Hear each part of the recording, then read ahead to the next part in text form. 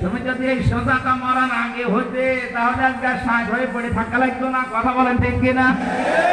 আপনাকে যখন ঠিক 3টা বাঁধন দিয়ে চকলেটের মতো মুড়িয়ে সোজা করে ফেলে রাখবে, ছেলে যখন দাঁড়িয়ে বলবে আমার বাবার যদি কোনো পাও না থাকে আপনারা মাফ করে দিয়ে না আমাকে বলিস, তখন ঠিক হবে সোজা আপনি হবে না। চোখ কায়রো, কিন্তু সোজা মরার পরে হয়ে লাভ আছে।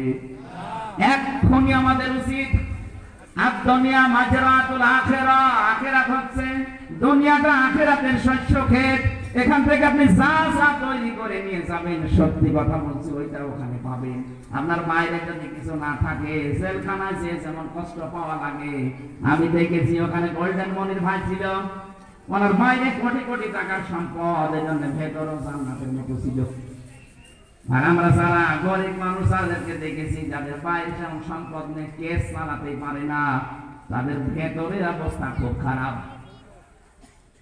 জেলে থাকার পরে অনুধাবনটা আমার আরো বেড়েছে যে বাইরে যাদের সম্পদ আছে তারা ভেতরেও আরামে আছে, আর বাইরে যাদের সম্পদ নেই গরিব মানুষ, ওই মানুষগুলো ভেতরে খুব কষ্টে আছে, সরকারি খাবার যা দেয় তাই।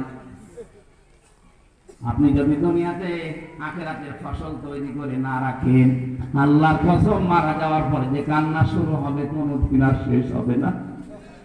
কাঁদতে কাঁদতে শেষ পর্যন্ত